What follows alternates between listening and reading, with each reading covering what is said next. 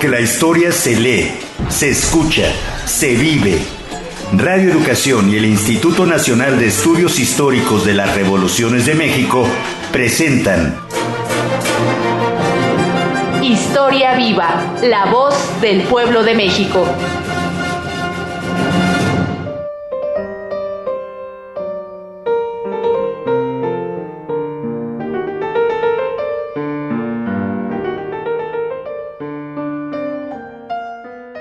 Me da muchísimo gusto saludarlos hoy en un nuevo programa de Historia Viva, la voz del pueblo de México, una coproducción de Radio Educación y el Instituto Nacional de Estudios Históricos de las Revoluciones de México. Como cada semana les saluda con mucho gusto Ivette Mota y por supuesto con más gusto saludo al titular de este programa, el historiador Felipe Ávila. ¿Cómo estás, Felipe? Muy bien, Ivette, muchas gracias. Muy contento de estar con este amable auditorio, contigo y con nuestra invitada otra vez, América Molina. Así es, nos acompaña nuevamente la historiadora América Molina, porque les contamos que el episodio por el cual nos va a llevar hoy Felipe y América en este programa, pues se trata acerca de la historia de la salud. Volverá a estar presente en esta emisión, pero ahora con el tema de la epidemia de la tifo que azotó la Ciudad de México de 1913 a 1917. Como ya mencionamos, para hablar de este tema nos acompaña nuevamente la historiadora América Molina del Villar. Bienvenida a esta tu casa radiofónica, América, nuevamente. Muchísimas gracias, un gusto de estar nuevamente con ustedes y con el auditorio. Un gusto también para nosotros contar con tu presencia y con tu conocimiento. Y antes de comenzar esta charla, ¿qué les parece si vamos a escuchar algunos datos de la vida profesional de nuestra invitada y comenzamos Historia Viva?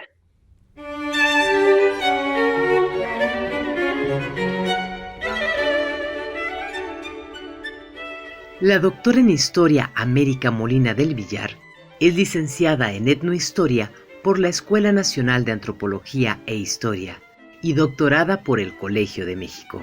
El expertise de Molina del Villar es el estudio histórico de los desastres, epidemias y crisis de subsistencia en México a lo largo de los siglos XVIII al XX.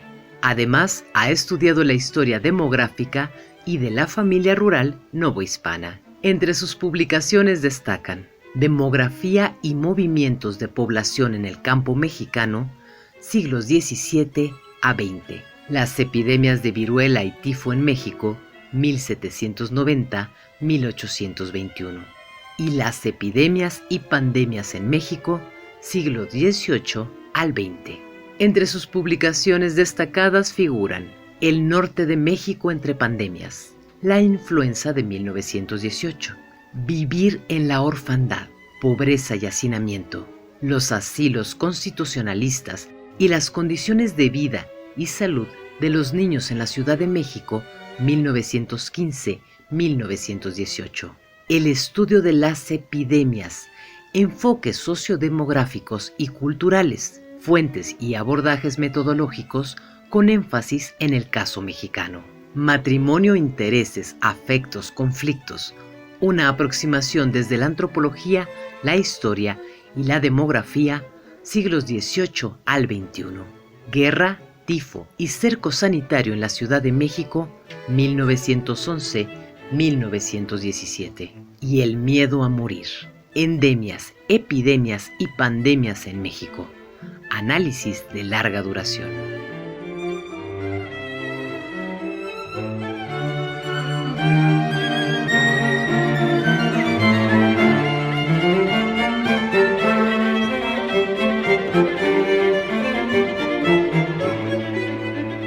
Después de escuchar la semblanza del especialista en la salud, la historiadora América Molina del Villar, continuamos en Historia Viva, la voz del pueblo de México. Recuerden que si nos están escuchando a través del 96.5 de FM y del 1060 de AM, bueno, pues les saludamos, pero si no tienen oportunidad de tener a la mano su radio, pueden escucharnos también a través de nuestras redes sociales.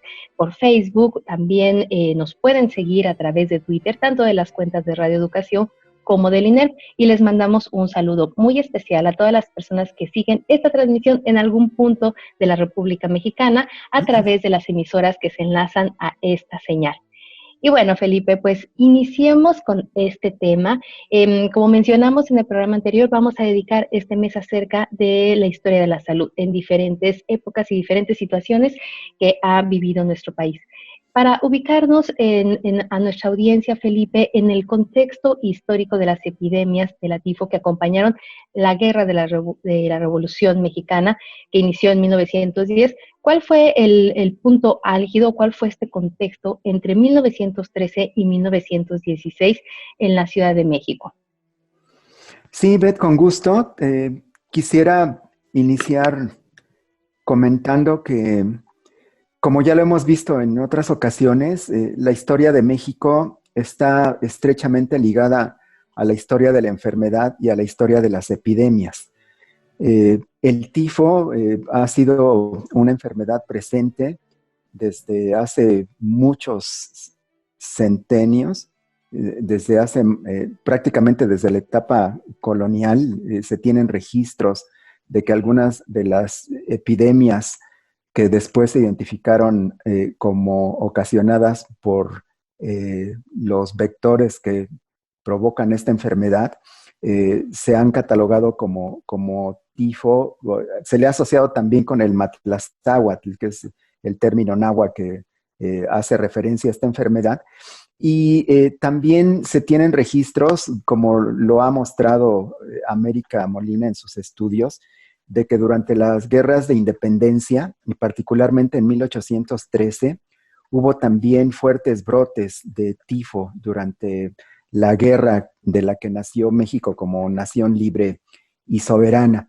El tifo ha sido una enfermedad endémica que en ciertas circunstancias se ha convertido en epidémica, sobre todo por el deterioro de las condiciones materiales de vida, por las hambrunas, por el clima, por las catástrofes naturales, pero también por factores humanos asociados a situaciones de guerra. Se ha mostrado, no nada más en la historia de México, también en la historia de otros países europeos y americanos, que cuando ocurren guerras civiles, cuando hay enfrentamientos entre grupos que se disputan el poder, cuando hay proyectos de nación que dirimen en los campos de batalla quién es el que se va a imponer, la guerra provoca el deterioro de las condiciones de vida de la gente.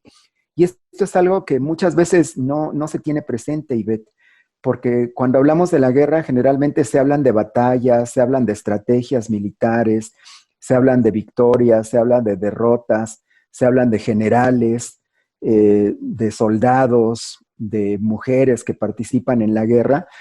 Pero una cosa que hasta hace relativamente poco tiempo en la historiografía mundial y nacional se ha hecho cada vez más presente son los efectos de la guerra, los efectos sociales, los efectos médicos, los efectos en la salud, los efectos en la nutrición, los efectos en la vida cotidiana de la gente, porque las guerras provocan destrucción, Ivette, provocan que las cosechas se pierdan, que los trabajos no puedan mantenerse, que los productos escaseen, que suban de precio, que no haya alimentos suficientes, que no haya agua potable suficiente, que los servicios públicos también se deterioren. Y en una sociedad como la mexicana, Ivette, en donde uno de los problemas que hemos arrastrado durante buena parte de nuestra historia es la falta de higiene, la falta de una buena alimentación, la falta de una buena vivienda, de los servicios básicos para poder llevar una vida digna, en donde la mayoría de la población vive hacinada en viviendas sin ventilación, sin agua, sin electricidad, sin servicios, sin drenaje, compartiendo un solo cuarto, muchas personas. Estas son situaciones de por sí graves, pero que se vuelven todavía más agudas en condiciones de guerra.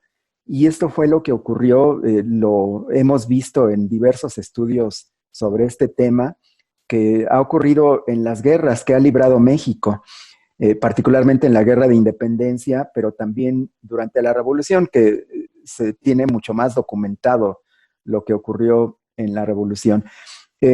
Y de manera similar a otros periodos, lo que ocurrió entre 1910 y 1920 fue una muy cruenta guerra civil en donde murieron decenas de miles de combatientes en los campos de batalla, pero también hubo muchísimas muertes, quizá más todavía que las producidas directamente por los enfrentamientos militares, que fueron provocadas por el deterioro de las condiciones de vida, por el hambre, por las enfermedades, por el miedo, por los desplazamientos, por la falta de trabajo, por la falta de alimentos. Y pues esto se ha documentado y esta América nos va a hacer el favor de comentarnos con más detalle esto porque lo ha estudiado muchísimo. Pues esto provocó nuevamente el surgimiento de una terrible epidemia de tifo, que generalmente es una enfermedad endémica asociada a la pobreza, a la población que vive en condiciones muy deterioradas de vida. Ujú. Y pues en la revolución esto nuevamente volvió a ocurrir y se convirtió en una epidemia, en donde los ejércitos fueron los portadores de la enfermedad, porque también hay que ubicar y ver que los soldados viven en unas condiciones dificilísimas, a veces peores que la población civil, porque están desplazándose de un lugar a otro, porque no tienen agua, no tienen cómo bañarse, no tienen a veces alimentos, porque duermen a la intemperie, porque las medicinas son muy escasas, porque no se pueden cambiar de ropa y el estar usando siempre la misma ropa sucia, con sudor, en lugares insalubres, pues hace que proliferen los gérmenes patógenos, ¿no? Virus, bacterias, bacilos. Y bueno, hay descripciones muy dramáticas de gente, incluso esta América cita una conversación con Francisco Villa, una entrevista en donde dice que pues están llenos de piojos y que aunque se bañen, a los 2 o 3 días ya están otra vez empiojados, ¿no? Y por desgracia, Ivette, en el caso de la epidemia de tifo, pues el vector son los piojos. Y pues esto ocasionó que los ejércitos fueran los portadores de la enfermedad y que la enfermedad se alojara y se propagara sobre todo en los barrios más pobres, más marginados y más insalubres de las grandes ciudades, y se puede hablar que fue una epidemia nacional. Entonces, pues creo que este es un poco el contexto para esta plática de hoy con América, Ivette.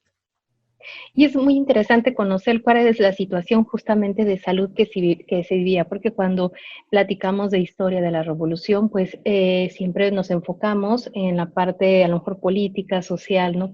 Por supuesto, cultural, pero económica, pero pocas veces entendemos o conocemos esta parte de esta crisis que hubo en cuestión de la salud. Y qué importante y que tengamos aquí a una experta en el tema que nos pueda justamente contar y ampliar este escenario.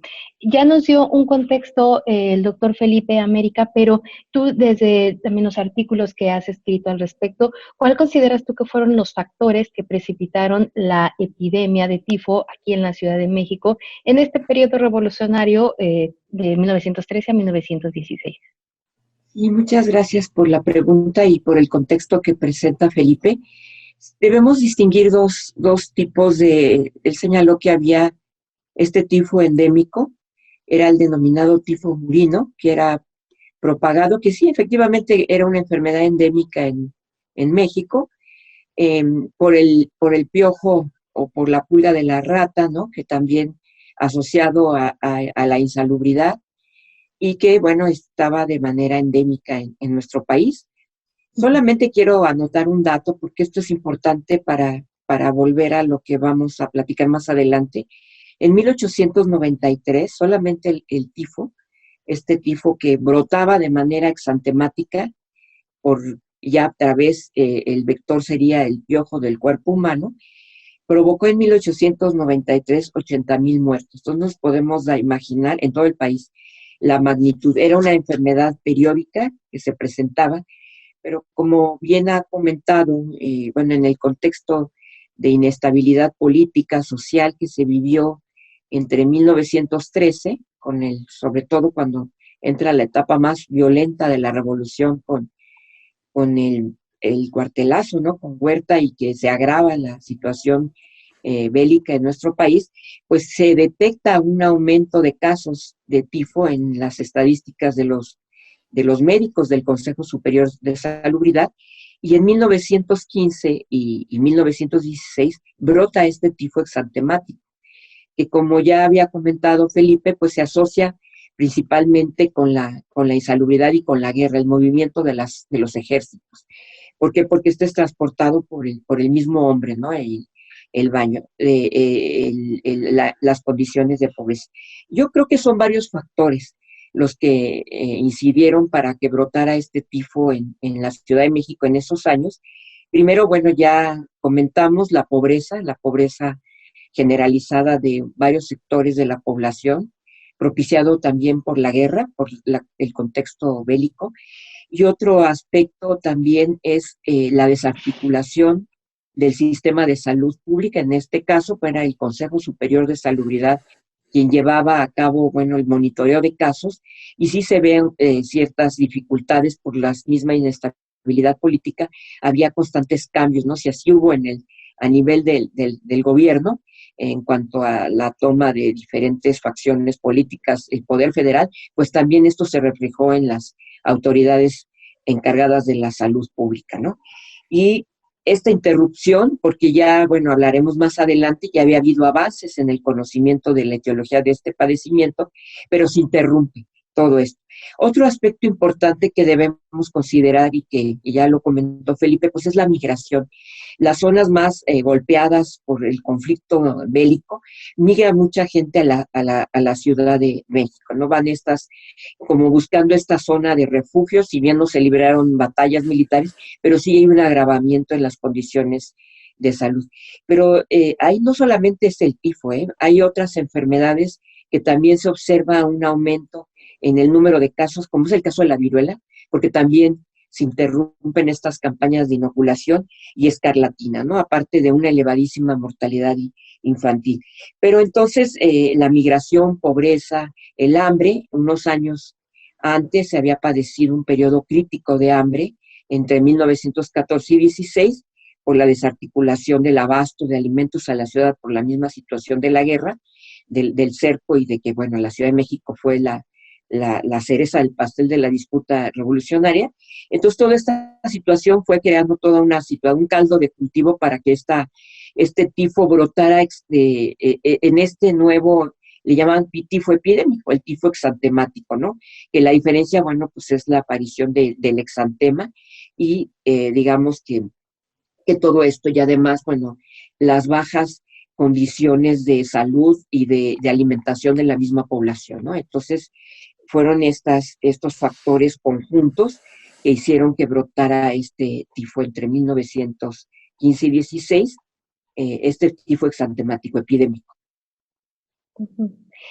Felipe, por otro lado, bueno, regresando a la narrativa histórica, ¿cuál fue justamente ese ambiente previo a la entrada de las tropas constitucionalistas a la Ciudad de México en 1914? Y bueno, y con ello la entrada del tifo a las zonas civiles, y ese momento en el que se empieza su diseminación.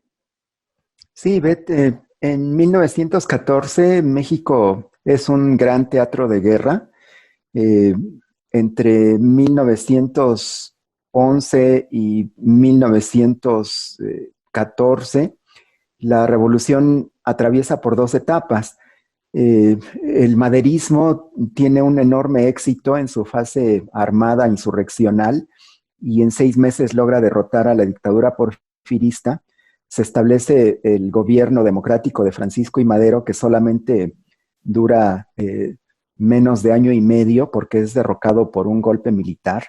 Y sin embargo, ese golpe militar encabezado por Victoriano Huerta provoca una segunda fase de la revolución que es mucho más amplia, más cruenta, más masiva, en donde hay grandes batallas que son llevadas a cabo por ejércitos revolucionarios que tienen a decenas de miles de combatientes. Hay una insurrección popular muy masiva que derrota al gobierno dictatorial de Victoriano Huerta. Y creo que para 1914, Ivette, el Estado mexicano ha desaparecido, ha sido barrido por la violencia revolucionaria y no hay gobierno nacional, no hay instituciones, no hay quien imponga el imperio de la ley. Lo que hay son diferentes ejércitos que controlan sus respectivas zonas. Está el ejército constitucionalista, está el villista, está el zapatista, está otros ejércitos locales más pequeños que controlan sus respectivas zonas y ellos ahí establecen un nuevo orden absolutamente excepcional, en condiciones anormales. Y lo que falta a mediados de 1914 es la conquista de la Ciudad de México. Después de la batalla de Zacatecas de junio de 1914, en donde la División del Norte de Francisco Villa destroza a una columna federal y aniquila más de 6,000 soldados huertistas en esa sola batalla, se logra el paso franco hacia la Ciudad de México. Quienes logran llegar primero a la Ciudad de México son los constitucionalistas, porque se produce una ruptura entre Venustiano Carranza y Francisco Villa, Venustiano Carranza le gana la carrera a Francisco Villa y son los primeros que entran a la Ciudad de México. Llegan decenas de miles de soldados que son sobre todo del norte de la República. La Ciudad de México está pasmada, está sorprendida y pues es ocupada militarmente por ejércitos revolucionarios que además desde finales de 1914 y durante casi todo 1915 se disputan el control de la ciudad. En ese tiempo hay varias ocupaciones militares de ejércitos que son rivales.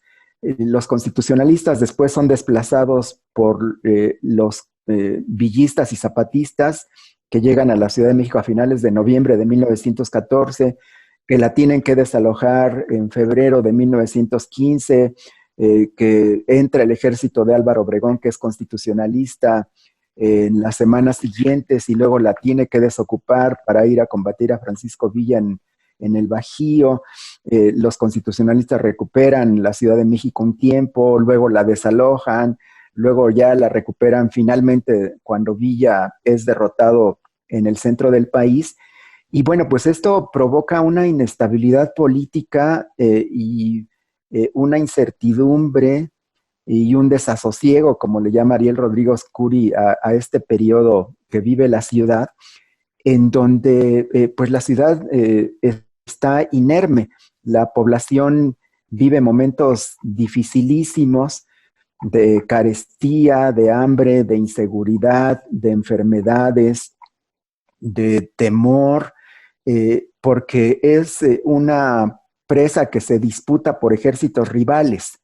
Creo que ha sido uno de los momentos más difíciles de la población de la Ciudad de México, sin duda, por lo menos en los últimos 150 años, quizá hayan sido los peores meses. Y pues esto se reflejó en que hubo motines populares, hubo asaltos a comercios, hubo medidas que los distintos encargados de administrar la ciudad de los ejércitos revolucionarios establecieron para ayudar a la población civil, poniendo puestos para que obtuvieran maíz, que obtuvieran pan, que obtuvieran frijol, que obtuvieran víveres de primera necesidad, y sin embargo no era suficiente. Hay relatos muy dramáticos de estos años en donde la desesperación llevaba a que muchas familias salieran a los cerros a buscar qué comer y se alimentaran de frutos, de raíces, de agua de la que corría por las montañas, porque en la ciudad no había alimentos suficientes. Y pues son estas condiciones las que permiten que el tifo avance y se disemine y que se produzca una epidemia que es de las más duras en la historia de esta enfermedad en nuestra sociedad, Ivette. Imagínense las personas que nos están escuchando, si en estos momentos que, bueno, en el mundo vivimos una fuerte pandemia, en México que también vivimos una situación complicada para el acceso a servicios médicos, a servicios básicos, imagínense ustedes el escenario en medio de una guerra, como menciona la historiadora América, con tanta incertidumbre en términos sociales, políticos, económicos. Entonces, es un escenario complejo y bueno, pues 100 años después, igual estamos en un escenario complejo de una epidemia. ¿Qué les parece si ahora escuchamos una cápsula que preparamos para ustedes para conocer parte de la historia, cómo se fue desarrollando esta epidemia en México y también en Estados Unidos?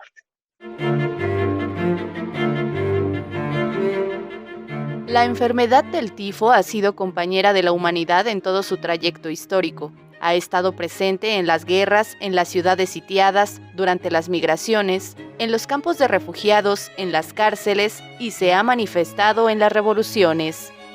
El tifo o tifus, también conocido en el pasado como tabardillo o modorra, o bien como se le llamó en el siglo XX, enfermedad de las trincheras, es provocada por las bacterias Rickettsia y se adquiere por la picadura de piojos, pulgas, ácaros y garrapatas que portan aves y mamíferos.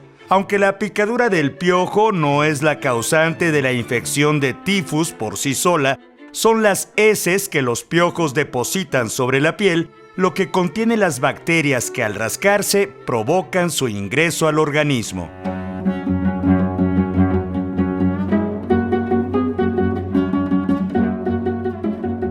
Algunos de los síntomas más relevantes del tifo son fiebre alta y recurrente, escalofríos, cefalea y exantema expresada como manchas rojizas de la piel, pero el tifus también es ubicado como enfermedad por el aturdimiento que provoca en el individuo afectado. El tifo exantemático es una enfermedad recurrente que se reporta en la historia de México. Este se ha convertido en epidemia cuando se ha propagado masivamente entre la población desposeída y menesterosa de las ciudades y grandes urbes, razón por la cual se le asocia con la pobreza, la insalubridad y la mala nutrición. Por ello es llamada también como el mal de pobres.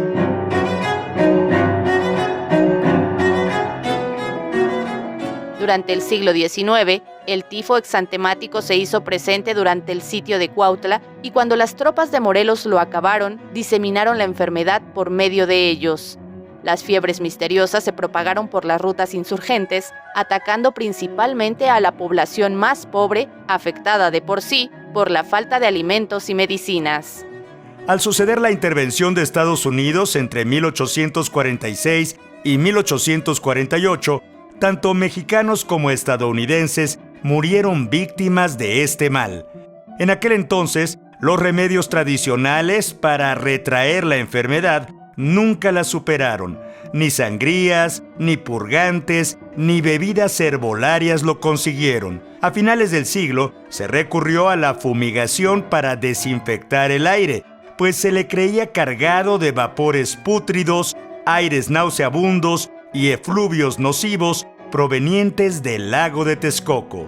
El tifo fue recurrente a lo largo del siglo XIX. Se presentó como endemia y también epidemia entre los años de 1813, 1848 y 1849, entre 1857 y 1859, luego entre 1860 y 62, y en todos los casos estuvieron expuestas todas las clases sociales. Por ejemplo, el presidente Manuel Barragán murió de tifo o fiebres pútridas en marzo de 1836. También el general Ignacio Zaragoza murió por tifo a los 33 años, luego de lograr la victoria contra los franceses el 5 de mayo de 1862. Pero también por esta causa murieron miles de soldados y pueblo en general.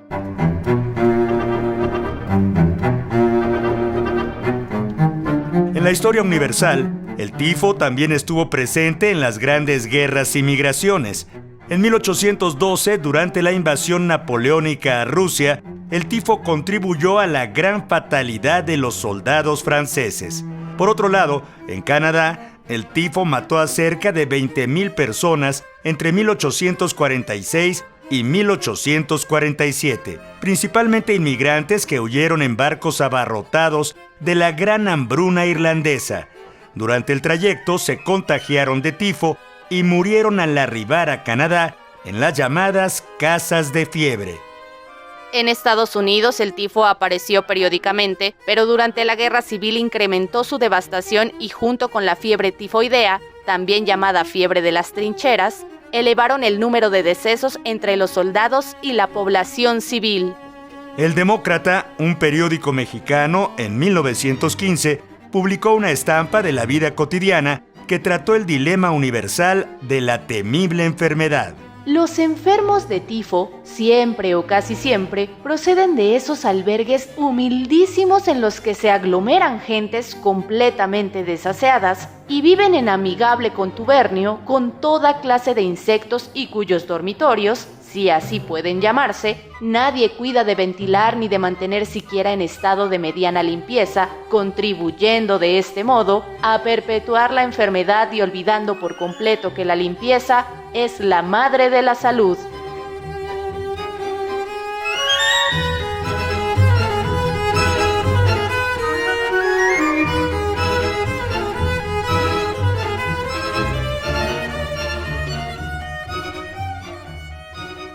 Estamos de regreso, perdón, en Historia Viva, conversando con el doctor Felipe Ávila y con América Molina acerca de la historia de la salud, de un episodio de la historia de la salud en México. En esta ocasión platicamos acerca de la epidemia de la tifo.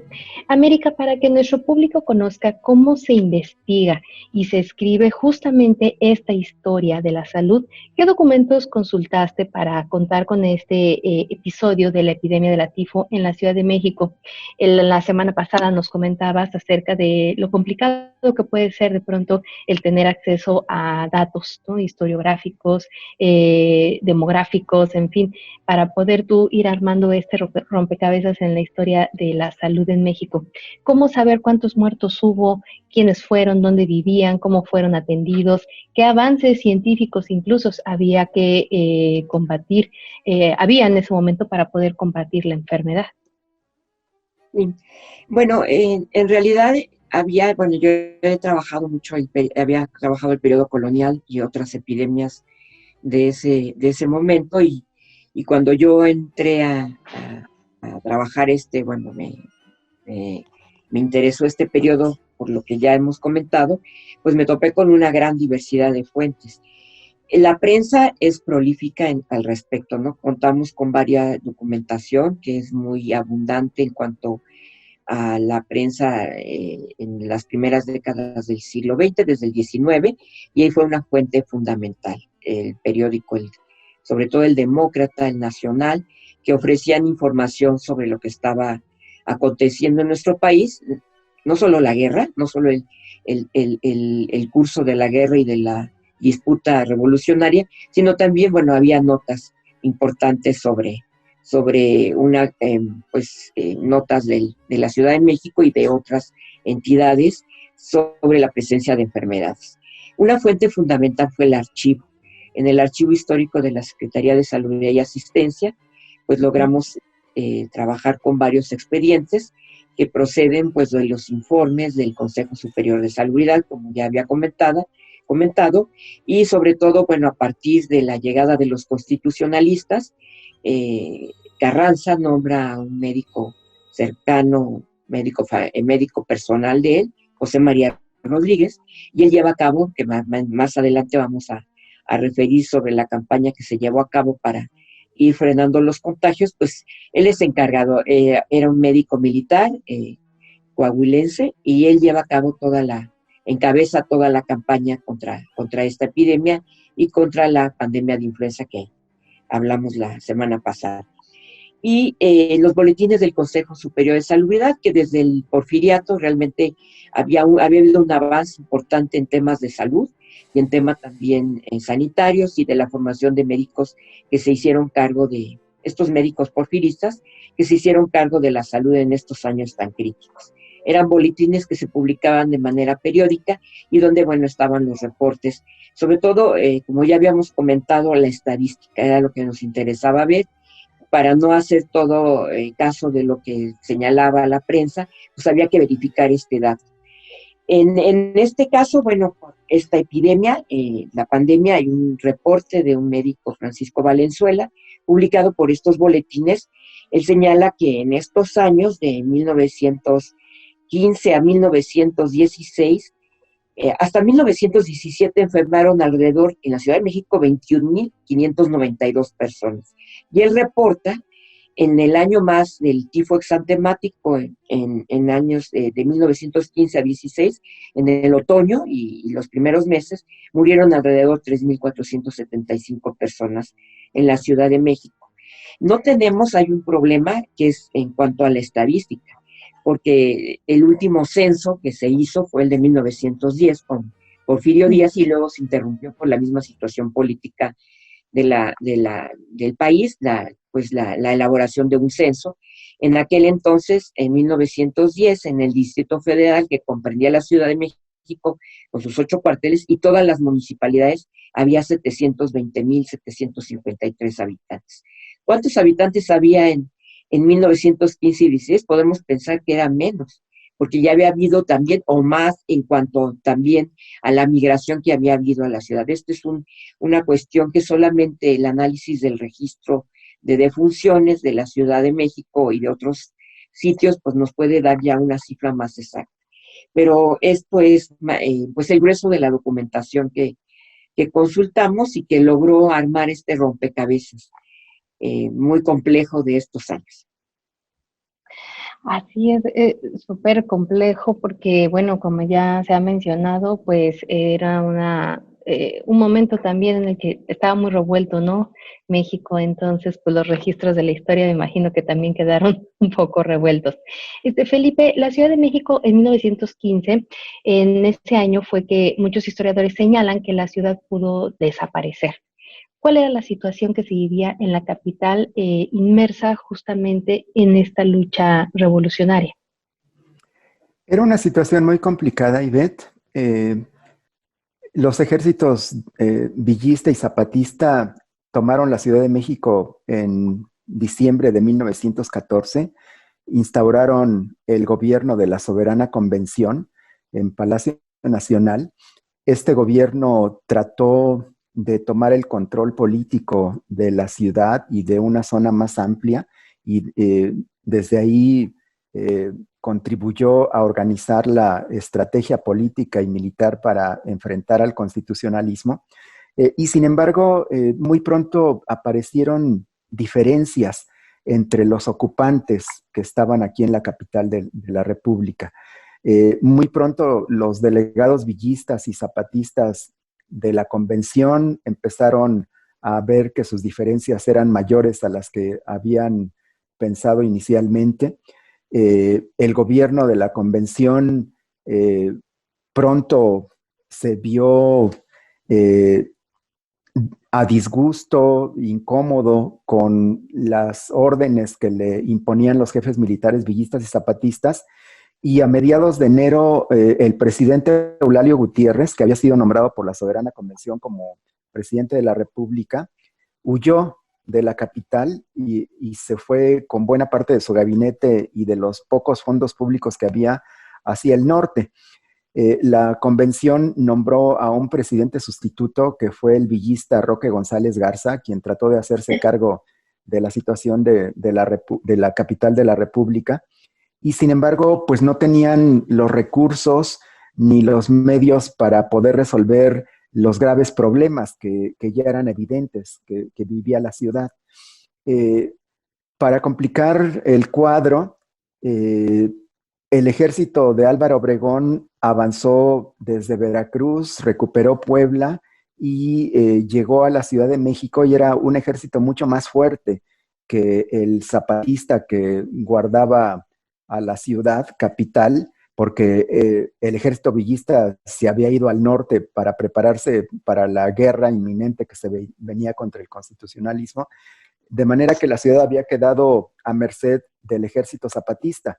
El ejército zapatista no pudo contener el avance de Obregón, tuvo que desalojar la ciudad. Obregón llegó a la capital y de manera muy hábil estableció un pacto, una alianza con la Casa del Obrero Mundial, que era la organización sindical más importante de México en esos momentos, y de ese pacto surgieron los conocidos como batallones rojos, que fueron batallones de obreros, muchos de ellos capitalinos, que se sumaron al ejército de Obregón para combatir a Villa en el Bajío. Todo esto hizo que la Ciudad de México viviera en una condición de zozobra y de incertidumbre, porque realmente, Ivette, la Ciudad de México, a pesar de que era el centro político, el centro cultural y en buena medida uno de los principales centros económicos del país, para la guerra revolucionaria que se estaba librando, no era una plaza estratégica, porque no producía la riqueza suficiente para las necesidades de los ejércitos de la revolución. Les interesaba más el petróleo de la Huasteca o el Enequén de Yucatán, o el control de las aduanas fronterizas en el norte o del puerto de Veracruz, o las minas de Coahuila, de Sonora y de Chihuahua, porque lo que necesitaban era dinero para comprar aprestos de guerra. Y entonces la Ciudad de México realmente fue desdeñada tanto por Villa y Zapata como por Carranza y Obregón. No le daban una importancia estratégica, aunque sí les interesaba controlarla. Esto hizo que la población capitalina pues estuviera indefensa, con nulos recursos para poder satisfacer sus necesidades, y por eso a 1915 se le conoce como el año del hambre. Quizá haya sido el año en donde la población capitalina padeció más la falta de alimentos y la falta de víveres, y se dieron condiciones de desesperación. También hubo medidas de los distintos gobiernos que estuvieron aquí en esos meses para tratar de ayudarles, pero sus esfuerzos fueron absolutamente insuficientes. De manera que, pues, 1915 es uno de los años más trágicos en la historia de la Ciudad de México, y pues esto se pudo ir resolviendo poco a poco en la medida en la que se definió quién era la corriente ganadora de la revolución. Pero eso se definió no en la Ciudad de México, sino en otros campos de batalla muy importantes como el Bajío, como las Huastecas, como el norte, y también en el centro sur de la República, Ivette. Justamente es 1915 el punto más álgido de la epidemia de la tifo. América, resúmenos, ¿cuál fue la situación epidemiológica y ese ambiente casi apocalíptico que vivió la capital del país? Ya nos comentó Felipe una parte, pero ¿qué más tú puedes agregar? Bueno, pues también, además de la gran cantidad de enfermos que había en la Ciudad de México, hay otro tema que es relevante, ¿no? Así es la gran cantidad también de niños que había huérfanos por la misma situación de la guerra y la muerte de sus padres, ¿no? Y entonces, pues la situación era muy, muy, muy, muy crítica en la ciudad. Realmente, sí es de admirar, en el transcurso de todos estos años que investigué, quienes estuvieron al frente del Consejo Superior de Salubridad, pues eran médicos del antiguo régimen porfirista, ¿no? Médicos que, bueno, quisiera mencionar que ya conocían cuál era la etiología. Desde las investigaciones de Charles Nicole en Túnez, la Ciudad de México se convirtió en un laboratorio de estudios de estos médicos científicos, y habían logrado identificar pues que era el piojo del cuerpo humano, el piojo blanco, el que transmitía la enfermedad. Pero bueno, toda esta situación de desasosiego, como ya había comentado Felipe, aludiendo al trabajo de Ariel Rodríguez Curi, pues era una situación muy, muy crítica, además del hambre. Pues imagínense tener un incremento de la desatención de los servicios públicos en la ciudad. No había agua, ¿no? Se vivían situaciones de miedo también, atribuyendo mucho a la gente. Pues los pobres eran la gente que estaba en las cárceles, o los pobres eran los que estaban, digamos, más enfermos por las condiciones en las que vivían. Pues era una situación muy, muy crítica que se vivía de manera cotidiana, porque más allá de la situación política que había, pues era la situación cotidiana. Y bueno, pues sí había una situación muy, muy inestable, falta de alimentos, como ya comentaron, y la carencia de servicios públicos básicos, una falta también del servicio médico, aunque sí, bueno, más adelante, si quieren, cuando comente sobre cómo se logró combatir esta enfermedad, pues además había un gobierno pues que llevó a cabo una campaña muy enérgica para combatir esta epidemia. Justamente, bueno, ya nos quedan pocos minutos de este programa América. De manera muy breve, me gustaría que nos pudieras justamente comentar cómo logró superar esta crisis de salud y restablecer un orden sanitario en la Ciudad de México. ¿Cuáles serían tus conclusiones? Comentado, llevó a cabo una campaña enérgica sanitaria al mando de José María Rodríguez. ¿Y en qué consistió? Pues en la búsqueda de enfermos en las vecindades de la Ciudad de México, porque además hay que señalar que los cuarteles más pobres, el cuartel 1, 2 y 3, fueron los que reportaron mayor número de enfermos. Baño y rapado de la población. Realmente fue una campaña con tintes de carácter militar. Y así, solo en este asunto, con el baño rapado, el baño obligatorio, la desinfección de vecindades, lograron controlar esta epidemia en los meses siguientes. En 1917 la estadística ya había reportado menor número de enfermos. Muchísimas gracias, América Molina del Villar, por compartirnos en esta ocasión la historia de esta epidemia, la tifo, que se vivió en México de 1913 a 1916. Agradecemos mucho que nos hayas acompañado, América. También, bueno, nos has acompañado en otros programas y esperamos que nos puedas acompañar en programas más adelante. Gracias por compartirnos esta información y conocer la historia de la salud en nuestro país. Muchísimas gracias por la invitación. Gracias. Gracias, Felipe. ¿Qué vamos a escuchar la próxima semana? ¿Sobre qué tema vamos a hablar? Ahora vamos a hablar acerca de la historia de la vacunación, tan importante, sobre todo en este momento que estamos viviendo en México y en el mundo, Ivette.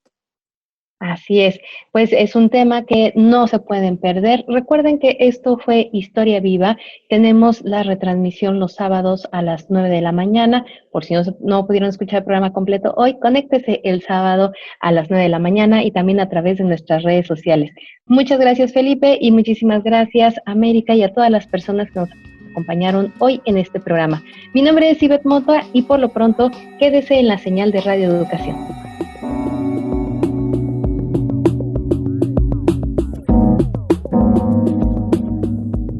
Participamos en este programa Oscar Guerra, José Ángel Domínguez, Laura Viadas, Alma Lilia Martínez, Salvador Castro, Daniel Librado Luna, Claudia Segura, Felipe Ávila, Ivette Mota, bajo la producción de Mario Ledesma.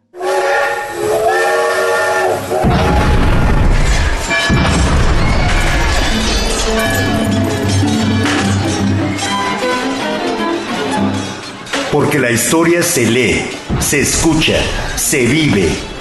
Radio Educación y el Instituto Nacional de Estudios Históricos de las Revoluciones de México presentaron Historia Viva, la voz del pueblo de México.